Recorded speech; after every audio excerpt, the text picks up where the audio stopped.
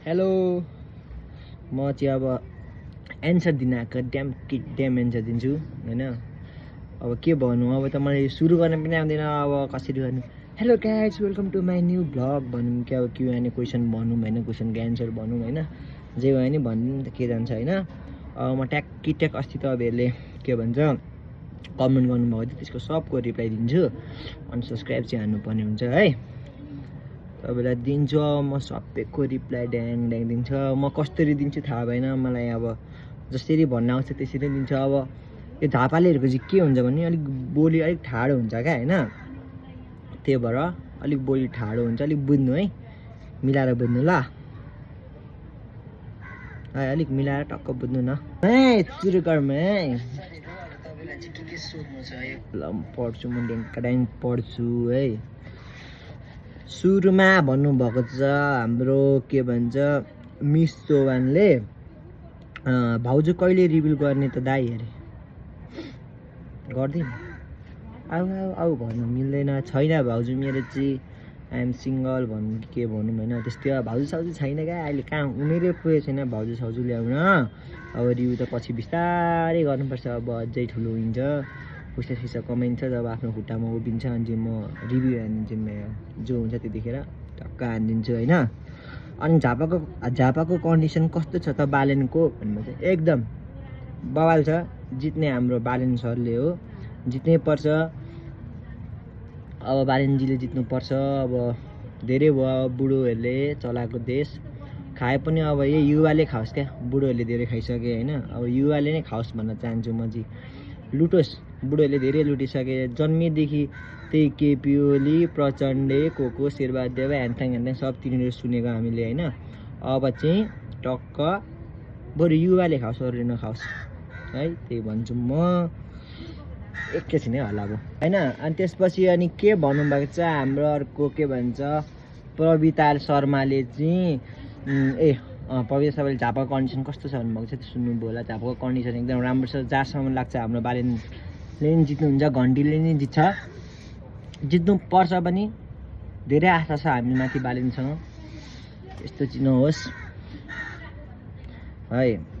अनि दाइ तपाईँ घर जानुहुन्न भन्नुभएको छ, म जान्छु बिस्तारै जान्छु। अब टक्क कहिले जान्छु भने अब फागुनतिर जान्छु, टक्क फागुन 2 गतेतिर जान्छु, त्यतिखेर मेरो बर्थडे पनि यो कति गर्दो रहेछ होइन। अनि के भन्नुभएको छ अर्कोले भने भाइ तिम्रो कुन क्षेत्रीय हो अनि भोट केमा भन्नुभएको रहेछ होइन। हामी कुन क्षेत्रीय हो, तिमी कुन क्षेत्रीय हो, त्यस्तो मलाई आउँदैन क्या, त्यो गोत्र सोत्र भन्ने आउँदैन। म क्षेत्रीय हो। अनि भोट केमा भन्नुहुन्छ, भोट घन्टीमा ट्याङ्गे है, घन्टीमा फेरि भोट कस सबै धेरै भोट मात्रै आएको छ। भोट चाहिँ बालेन दाइलाई सबैलाई एन्सर एकैचोटि दिएको है। अनि तिमीले कहिले बे गर्ने अरे, अब भरे 5 बजेपछि बे गर्छु, आउनु है तपाईँ। अनि श्रीको आमाले के भन्नुभएको छ भने tell something about your future plan भन्नुभएको रहेछ। फ्युचर प्लान चाहिँ मेरो केही पनि छैन।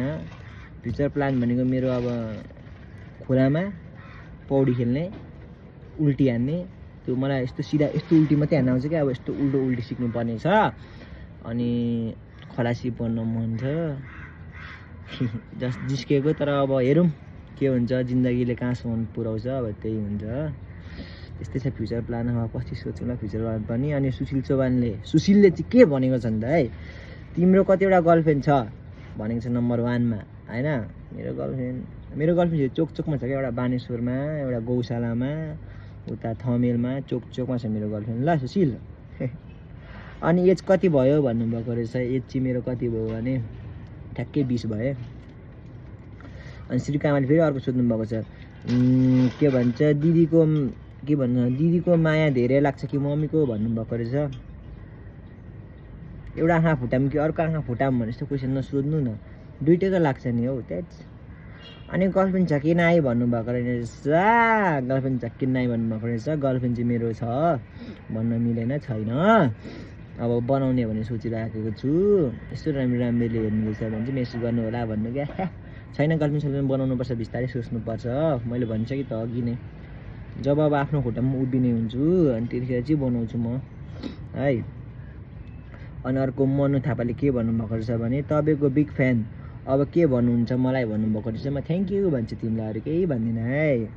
सोध्न चाहिँ के सोध्ने हो भन्नुभएको रहेछ, केही पनि नसोध्नु है। अनि के भन्नुभएको छ नि मनमा लागेको कुरा सोध्न मेरो गेममा तपाईँ किन ओल्ड भर्जन देखाइराख्नु भएको छ भन्नुभएको छ। म चाहिँ सानोमा त्यो गेम खेलेर देखाएको, म फ्री फायर खेल्थेँ पहिले सानोमा ओभरै, त्यो भएर देखाएको है। तिमी किन यस्तो भन्नुहोस्, म यस्तै हो, म यस्तै हो, म यस्तै हो है। तपाईँको नाम के भन्नुभएको रहेछ, मेरो नाम चाहिँ बालिन्छ है।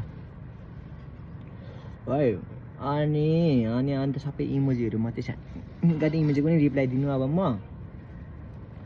अनि अर्को सन्देशले भन्नुभएको रहेछ, भान्जा तिम्रो किन रुममा मात्रै भिडियो आउँछ अरू ठाउँ छैन भन्नुभएको रहेछ।